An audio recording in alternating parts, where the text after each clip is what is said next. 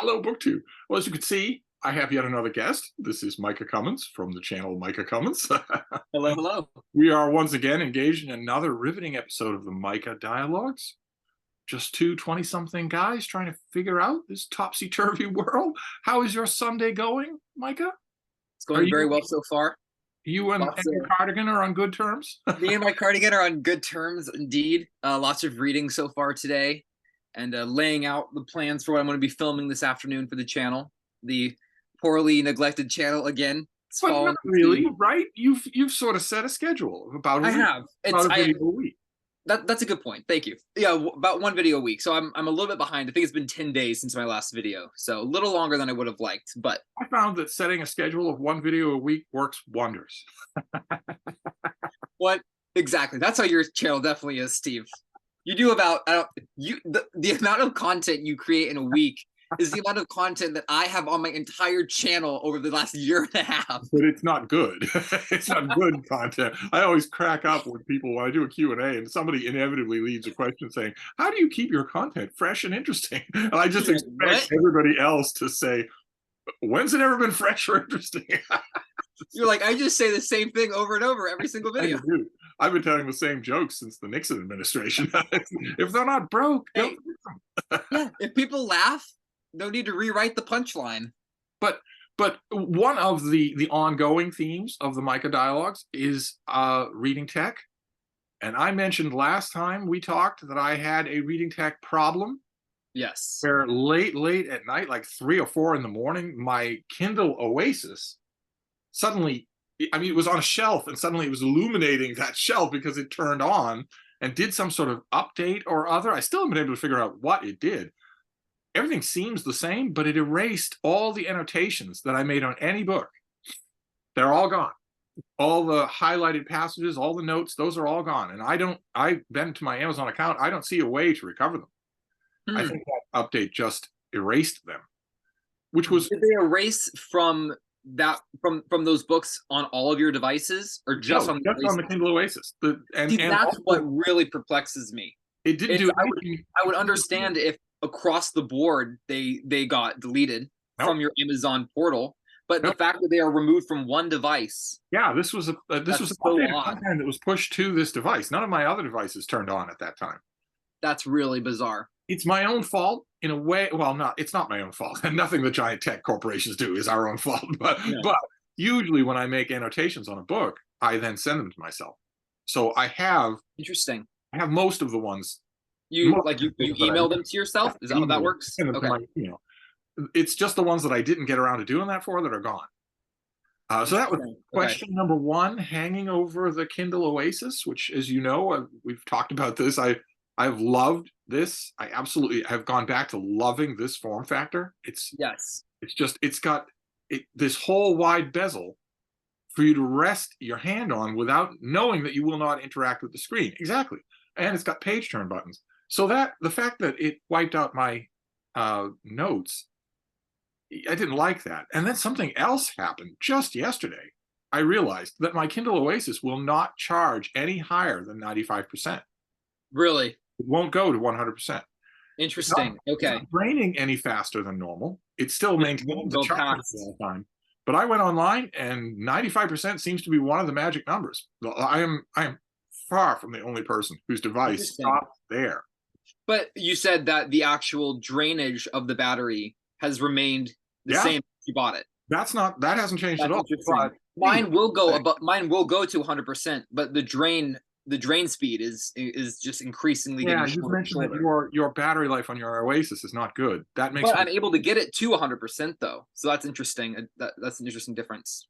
I've heard from a lot of people that their Oasis has a really, they have to charge it every day. Mm. And that makes me really leery. Ordinarily, if my Kindle Oasis were failing me, I would go on eBay or Amazon secondhand and get another one. But Right. that makes me leery. What if I get one that has a 2-hour battery life or something like that? I It's wouldn't want certainly a, that, it's certainly a risk you would run, I would think, with getting an Oasis. And especially on eBay. obviously, if you contact the seller, they don't have to be transparent about that. They're trying to sell this device, so they're not going to tell you, "Oh yeah, the battery drains in half an hour." So those two things happening right on the heels of each other have cast a pall over the Kindle Oasis.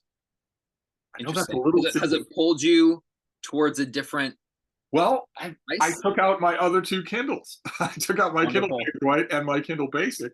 I charged them both up. Old faithful. They go all the way to 100%. They're newer devices. I don't know what I think. I don't know. I mean, the fact that the Oasis doesn't charge to 100% does that really matter? That extra 5% if I'm reading for hours on Right. end? At the end of the day, most likely not. Aside from just the fact that there's the possibility of it going to 100, so it would be nice if it went ahead and fulfilled its full potential. Yeah. Yeah. The fact that it doesn't charge to 100 anymore makes me wonder if there's something wrong with the battery and that Right. I And what's shouldn't, the next thing that's going to go wrong? right. I shouldn't load any more love onto it because it's, No, especially with that disappearance of all of your notes and highlights. The question then is what's the next thing that's going to be randomly deleted? yeah. And like you say, the fact that it didn't happen with other devices Mhm. seems to point to something being wrong with this Some particular sort of device. localized bug But within its software. these things, we have gone over this many times. The power button is right there. It's Yeah. right It's there. When you That's what hold I the do like device, about the Oasis is you have it, at least when you have it oriented for a right hand reading experience. The power button's on the top, which is right. excellent. For me, This I'm a wouldn't be a lefty, problem so I still hit it. if this had a gyroscope, this wouldn't be a problem, but it doesn't. You're Right. stuck with it. And your natural impulse is to hold this thing in the palm of your hand and turn Yes. the page with your thumb. If you Right. do that, it is resting squarely on the power button. How did anybody think that was a good design? And what's interesting too is that design it is that way on most brands of e-reader. I think Kobo is the only one that has it on the back. I think Nooks are on the bottom. Is that correct? Yeah. And Nooks are there. The Nook is the old style Nook. I don't know about the new Nook. I really need to explore the new yeah, Nook. The old style Nook wasn't quite as bad. The button was in the bottom center, so the equivalent here would be interesting. right here. So Okay. it was a lot harder to hit accidentally. This thing is exactly It was on the face of the device, the yeah, power button. the old one. Oh, interesting. Okay. Am I being extra paranoid to think that the reason why Kindle made that Amazon made this way is because the surefire fix for that is to get a case, and they just want to sell more stuff? Oh, I'm sure. That feels so. It feels so. I okay. So I would say I do not think that's intentional, but I do think that is sort of unintentionally a reason behind that design. I don't think there's a designer sitting at Amazon saying now they will have to buy a case, but I think it just sort of works out that way. What about your own reading tech, Micah? Yes, the addition of You've had a newborn. the addition of newborn An addition of to your of the family. Kindle Basic, which I have been wanting to experience for a while. And this one was very kindly sent to me actually by a subscriber of mine. So I felt very much like Steve Donahue receiving tech from I someone. tell you, Just book people. Jason Harrigan always says, "Book people are the best people." a wonderful feeling. So so thank you again. If you send it to me, you know who you are, and thank you. It You have has the been, black version. I do. So this is a black version. And I will say the form factor, I will hold up my my primary Paperwhite. Here, I'm gonna take the case off so they're the same. The difference in the form factor, I didn't think that it was going to be that big of a difference, but actually, the smaller size, I am loving. Oh I yeah, really love very being small able to. So I can hold this. I can hold this in one hand. That is Or what- bigger than mine. Yeah. So this is You are the Paperwhite, right? this is the 2021 signature edition. So it's 6.8 inches instead of Instead of mine, which 6, is just I 6. think. So I love this, and I can still hold it in one hand. I can sort of grip it in one hand, but this being just slightly smaller, also just with the height, being able to put it in your pocket and take it around with you, and it not being an obstruction. Yeah. I can sort of cram this down in the front of my jeans, but it looks like I'm carrying around an iPad. It's not super comfortable. So the size of this is wonderful, and then also having the bezels. I don't know if it's going to show, but not having a flush screen, I actually prefer over having a flush screen. Just sort of having the feeling that everything else is laid back, indented a little bit. You're not just sort of always sliding over the screen. I mean, which the thing that you overlook isn't a with a big deal. Paperwhite, no, it's not a big deal. But the thing that all Paperwhite owners overlook is how often they give it an accidental command of some kind. Right. And with Right. the bezels, almost entirely eliminate that. It's that you've got a place to grab, you've got a place to hold on to. Exactly. I've noticed that according to Amazon's publicity material, the new basic Kindles, the black version is 75% recycled material, Really, recycled plastic. And that's the blue interesting. version is 30% recycled plastic. So I guess Amazon is telling me I hate dolphins. So I guess so. And it's blue because it's made from a dolphin. So you're a dolphin killer. I am. I'm a dolphin killer. They're uppity little things anyway. The new Kindle made from porpoise flesh. Yeah. But so I will say that you saying the thing about the recycled material is the only difference, because I'm doing a lot of comparing and contrasting, and I've primarily been reading on this since I received it, I think last week. And the only thing that so far is the differentiating factor is the material, just the build quality. You can feel a little bit of a difference between this being the base model and their Kindle Paperwhite of this having a glass screen and this being a plastic screen. But other than that, the build quality, I was shocked by how good it is for being. I think this is what $100 when it's not on sale for $79 or something like that, compared to this, which is I think like $130 or $140 with ads supported. So it's $20 more to get it without ads, which just seems ridiculous. So the more and more I'm reading, I'm leaning towards just making this my recommendation to everyone who wants to experience a Kindle. But you also have out there on your table your old Oasis. I do. I do.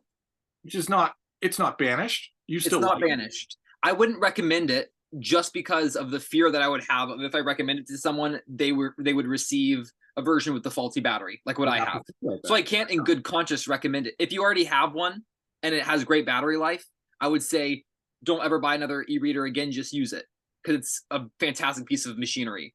But the risk that you run with paying, I think it's $300 something still.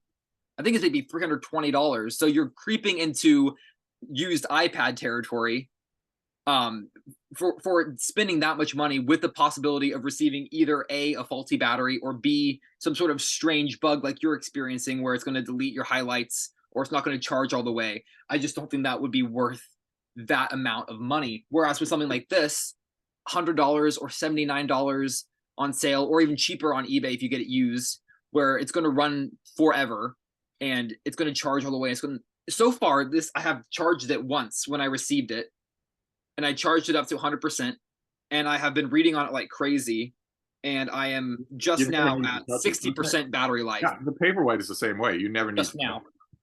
It's remarkable. You know, I have that same ethical dilemma when it comes to recommending your channel, because every once in a while you make a good video. But how is any random viewer supposed to know? Subscribe to me and maybe get a video from me, and maybe you'll get one with the flow of obscenities, but you never know. Exactly. And then sometimes I just go off in my videos and I'm just really an awful presence to witness. But you know, Micah, the fact that you have 3 e-readers spread out on your desk brings up a word that you raised in conversation off camera with me, 6 syllables that are the death knell to your generation. Intentionality. Yes. Your generation, your wretched zillennials don't even know what that means. Not many. To what extent is the fact that you have 3 e-readers a defeat of intentionality? I'm sure it is at some level. I like to tell myself that it's not, because some of them were gifts. They weren't all my decision to purchase or to add to my reading life. And a lot of them were upgrades with the intent of then returning the previous model to Amazon. But then when I realized how complicated the returning process was, I decided just to keep it. They don't make it easy. They really don't. They don't. And actually, I have 3 on my desk here, but I have 2 in a drawer in the back of my room. So I actually have 5 e-readers. But every time you turn on that Kindle Basic, don't you hear a cry of pain from all those books on shelves behind you? I do. But actually, the last 2 books I have read have been physical. So last time we talked, I said all my reading was digital, and now I'm pulling back to where half of my reading last week was physical. I do go between the two of them. I do, because I still really enjoy. What I've been doing lately, and this is also against intentionality, is I'll have a physical copy of a book, and then I'll also go ahead and download the ebook from my library system, and then I will have both a digital copy and a physical copy, and I'll sort of flip between the two of them, and that's how I deal with the with the cries of loneliness from my bookshelves. I'm in the same position. I don't buy books at the Brattle Bookshop just to look at them. I Right, and read my way through them. I've been doing that. it's actually something I'm considering if I'm encroaching on some unhauled territory for some of my books, going off of your rule, sort of if you haven't removed a book from your shelf in 3 years, you're probably never going to. But then also sort of this whole difference between accumulating books and reading books, and that right now I am definitely in a reading books phase, 100%. But I used to very much be in a book accumulation phase, and so I have a lot of books that I sort of just randomly grabbed because they looked interesting in the moment, that then have just been sitting on my shelves. And so it comes down to the intentionality of what is the ethical implication of keeping something that contains knowledge that you're not going to read, that someone else might read or find interesting, yet you're just sort of keeping it on a dusty shelf. And for the purposes of definition, if we're talking about intentionality, we could say that it's not minimalism. It's not saying have No, less things. It's no. saying care I love about things. you have.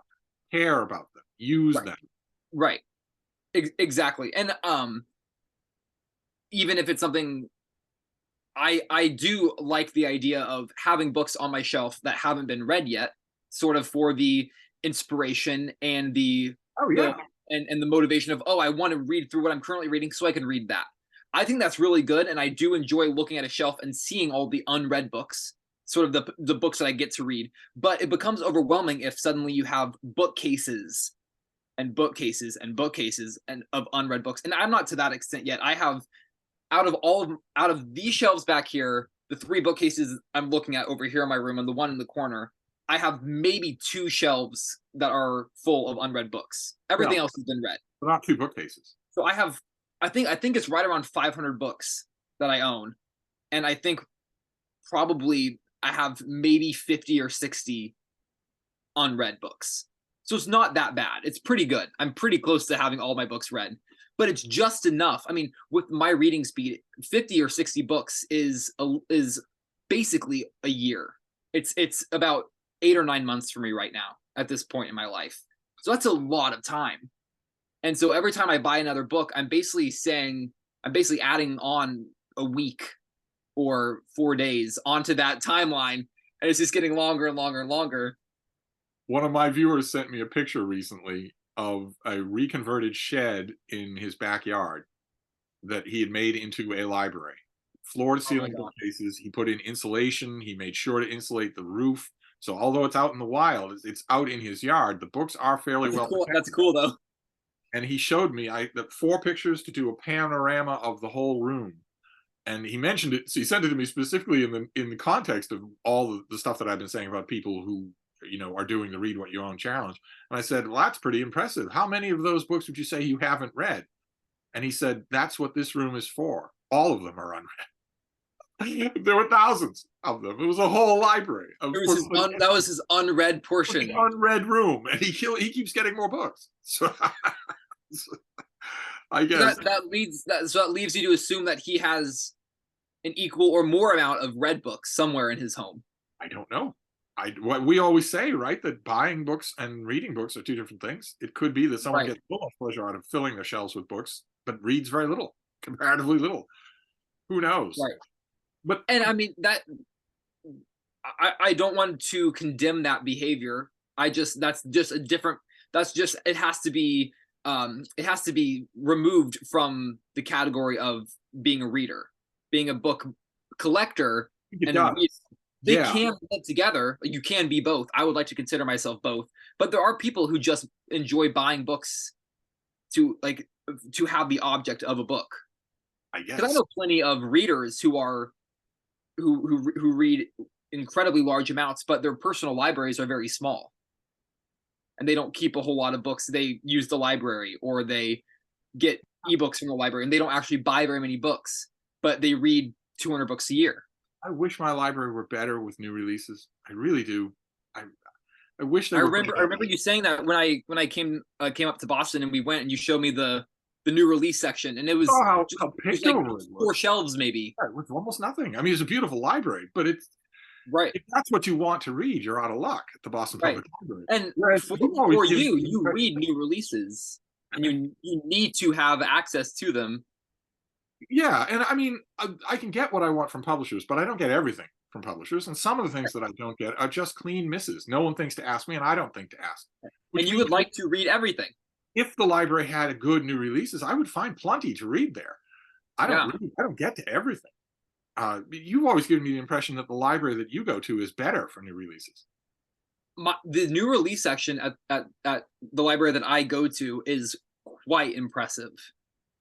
I think it's Anything to me. 6 aisles, so 12 shelves. I am sure that the library that you go to, I'm sure that their entire operating budget is about what the Boston Public Library spends on the cafeteria, and yet they can't do that. Right. Oh, I'm sure it is. I'm sure it is. I wonder. I ought to get Mark Richardson on the phone and find out. I wonder if that's a question of the acquisition department of the library.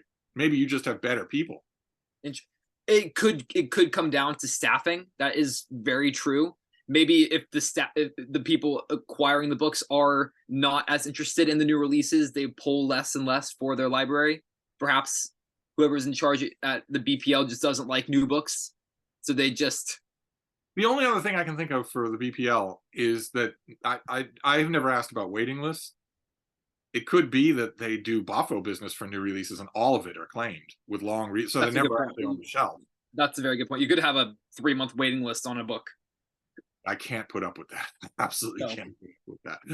I've shown my colors this year on my channel by acting like, oh, I'm going to get right down in the trenches with the rest of you and buy a new book. But when it came to spending money, I was right in the inbox of the publicist saying, could you send this to me? I don't want to pay Right. money for it. Yeah. Well, and I don't blame you with how high book prices are going. It's becoming. Oh, I don't get tempted. I don't have a retail bookstore, so I don't get tempted. Oh, that's right. You have because You have a retail bookstore, right? You have a couple. I do. I have a couple. I have 2 Barnes and Noble locations, and then I have a couple of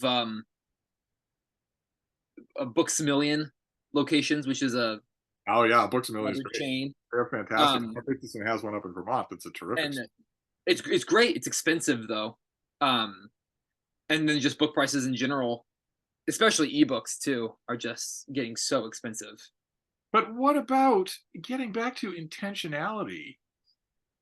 I'm assuming that you are here on this subject going to condemn your generation for not being able to concentrate on anything, not being able to do it intentionally. I'm hesitant to condemn because occasionally I will fall into the same poor behavior myself. So I can't condemn it. I am concerned about it for myself and for others. But the cardigan. The cardigan. I put on a good facade. Does that count for nothing?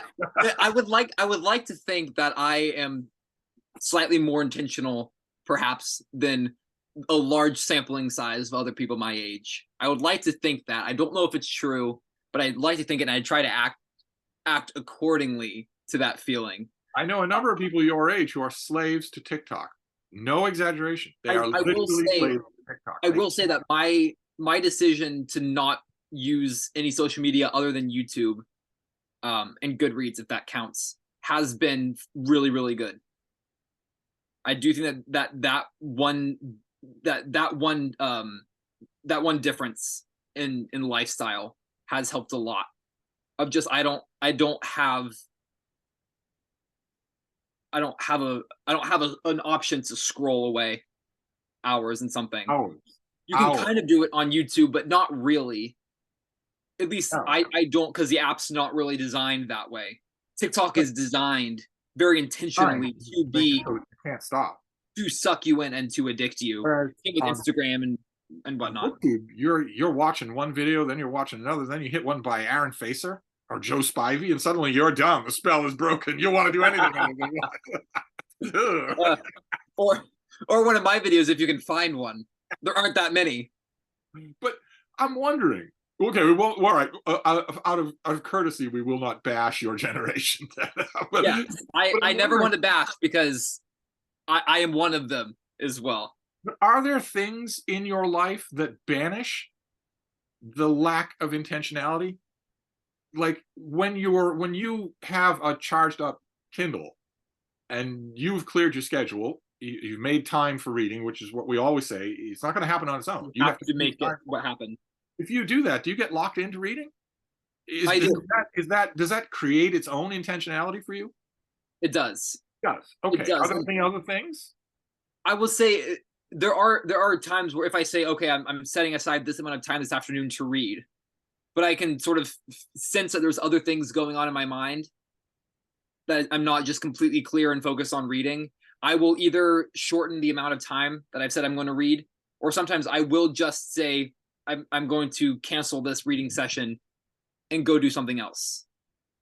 I know. Because I do find that if I have something else that's nagging at me, then my reading is not going to be great Right. You're going to. because I'm going to be thinking about that other thing, and so you might as well just go do the other thing, and then come back to reading when you're focused on what you're reading. I know two 20-year-olds who complain all the time about the fact that they know they are slaves to TikTok. They know that's true. Hmm. But in one case, he says, yeah, I'm a slave to TikTok. But for an hour every day, he's in his father's woodworking shop and he is in heaven without the Hmm. slightest thought of any kind of social media. He doesn't take his phone out there. And the other one says the same thing. I'm a slave to TikTok. I waste so much time every day on TikTok, except he likes to go on an incredibly long walk every day. Hmm. 6 or 7 mile walk every day. He doesn't bring any tech with him there. Doesn't even bring a dog with him. And so I wonder how possible it would be to break this spell if people had other things. Right. Or what I'm thinking is if you enjoy both of those things, do those more. Instead of spending an hour in the wood shop, spend 2 hours or 3 hours or 4 hours. I mean, what about you and going to the casino to shoot craps? You eventually had to get that under control. It's a struggle. I had to just bar myself. I had to tell the people not to let me in anymore. So do you, with the 3 Kindles spread out in front of you and 2 more in the room that you don't use anymore, do you ever wonder or worry that it's creating a forward momentum? A momentum about tech acquisition, something I'm very familiar with. You start to want that next piece of tech. I'm not sure. I would say if so, it would be solely limited to e-reader technology and not to anything else. Because Not I've had anything else. the same MacBook for, well, No other tech you might be tempted by that isn't an e-reader. Oh, that's possibly an iPad Mini 6. But what I'm saying is I will think about other pieces of technology that I could upgrade to, but I've never actually done it. Whereas I have thought of Kindle updates and then I have gone through with them. I've had the same MacBook for an incredibly long time. It was the first computer I got, and I still have it. And my phone is the phone that I bought, the iPhone from 6 years ago. And I don't have any desire to upgrade either of them, but I see an ad for the new Kindle and I get all excited about it. And I think it comes down to just workhorses. new and more ways of reading. Yeah. You really can't. If you've got just basic needs for it, then you're never gonna need to swap it out until it starts to physically break. Right. And Apple makes really good products. They don't tend to physically break.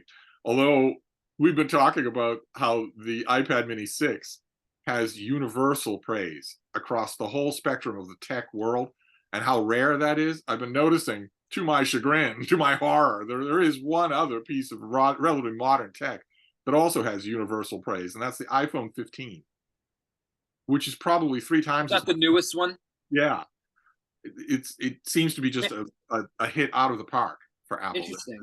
Addressing every problem with the 14 and fixing it. Hmm. But it's a gigantic amount of money.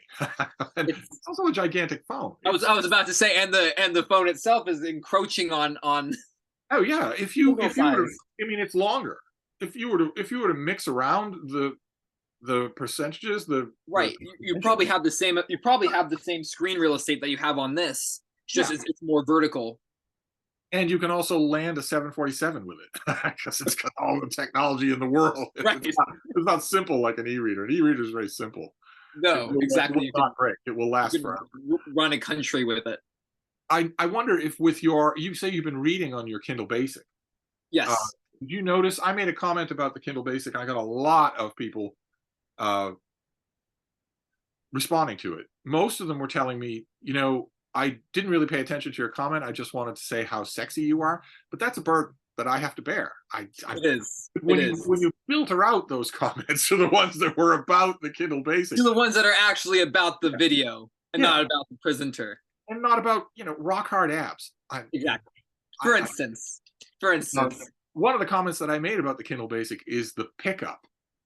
You tell it to do something, it Yes. instantly does that thing. Whereas the So Paperwhite nice. not. The Paperwhite lags. And I'm wondering two things. One, are you noticing that on the Kindle Basic? And also, does the newer Paperwhite lag? I don't actually know. I've never used it. I have noticed it's incredibly fast on response time. The my Paperwhite is also fairly quick. It's not as fast still though. So I do think that they did upgrade some sort of processor in this basic model that may not be even in the newest Paperwhite, because it is much faster. So it's either that or it's possibly the fact that it maybe. See, I'm not sure if this has sort of any software that this doesn't have. I The don't only know. thing I know this has that this doesn't is this has a warm light feature. So you can sort of add warmth to the blue light to make it more of sort of to look more like paper, whereas this just has the single LEDs that light it up. So I don't know if maybe that leaves more power to be put toward processing, but it certainly is really, really fast. Do you know what device has the option to warm up the tone of your screen, Micah? I The do. iPad Mini 6. I The iPad Mini 6 is the Yeah. culmination of every e-reader. You completely eliminate the retina strain of blue light. It can Exactly. completely eliminate Well, that. I mean, I could replace my phone, my You can laptop, definitely make and calls on all it. of my e-readers with that one device. Also, every time you watch a TikTok video on the iPad Mini 6, it deposits $10 in your bank account. That would be an excellent Really feature. kind of the ultimate machine. That would be a way to get people off of social media. Every time you watch a TikTok short, it charges you. It doesn't even charge you, an automatic withdrawal of And $10. the point that I want to make to young people, when you mention that, what would you still be stuck on this if it charged you money? And they automatically say, "Oh no, absolutely not." And the point I want to say to them is, you paid something more valuable than money in order to get this thing. You've been Your giving time. your time and especially your data to a hostile foreign power. You're not just giving it to some guy in Indianapolis. You're giving it to a hostile foreign I power. was going to say it would be different if it was an in-country organization. That still would be a problem. You would still be giving your giving your data away is still a problem no matter who you're giving it to. But yeah, then you're giving it to a hostile power. I was honestly thinking that by this point, by the end of 2023, people would be treating data as currency. They would be wising up to that fact, but they don't. They don't think about that at all. They think, well, this app that I know nothing about, I have no idea where it comes from. I have no idea who developed it. I have no idea what its end-to-end security encryption is. But I can get all these pretty things, and all they want is my name and my email address and my whatnot. Yep, my social security number, my ATM PIN your code. email address. A lot of people signing up for an app like TikTok would say, "Well, why do you need my? I'm not going to give you my social security number." But your name and your email address will get your social security number from any number of other places, of other databases. Right, from all the other places that you gave it to. It's just, but it's definitely confounding. To get back to the mistress that we share in common, the iPad Mini 6. Yeah. I thought you were going to say Queen Victoria. No. She's just mine. Well, as long as that dreamy Disraeli's in the room, you can have her. but do you ever read on a backlit screen, a tablet? Do you ever do that? I will very occasionally read on the Kindle app on my iPhone. Okay. like very occasionally, and that will usually it's usually been in the past when for whatever reason I forgot to bring my Kindle with me somewhere. Okay, so you don't have like an Amazon Fire or anything like that. I used to have the Amazon Fire HDX, which I think was released maybe in 2013 or 2014, and I had that for a while. And I read on there, and then I had an iPad at the beginning of this year, actually, the ninth generation that I read on for a little bit, but it was just too big. It was a 10.2 inches or something like that. So it was just too large. So I ended up giving that to my sister. She uses it for online school stuff. But I read on there. But other And than that, no. apart from the size of the iPad, did you ever actually notice a difference in eye strain? No. In fact, I made a video on my channel when I had the iPad talking about the differences between an iPad and a Kindle, and how I said on that video I never experienced any amount of eye strain. I even had it where it was just blue light. It wasn't the warm light feature, and I would read for a couple hours at a time and feel fine. So So I that selling point is not working for the e-readers. You're going with other things. right. I mean I do like that I like that it's e-ink. I like that it's more power efficient. Well, this thing is also Lasts a longer. miracle of size. It's such a friendly little device. I love it. Fits And it's so palm of light too. It's light, yeah, it's it's light as small, a feather. It's incredibly fast. and battery life. LCD screens just burn out or eat up the battery. Yeah, An iPad Mini 6 has good battery, but it's not going to last 3 weeks. maybe it will. Maybe we'll have to see. This is what's called mutual enabling. That's what Yes. this. Yes. Absolutely. I want to wrap this up before we get cut Yes. off in mid-sentence. Absolutely. Thank you for All having me about on. reading tech. We'll find another subject next time. Maybe Yes. one more Micah dialogues before the end of the year. I think we can make it happen. Excellent. All right. Have a wonderful Sunday. Thank you. You too. Bye, BookTube.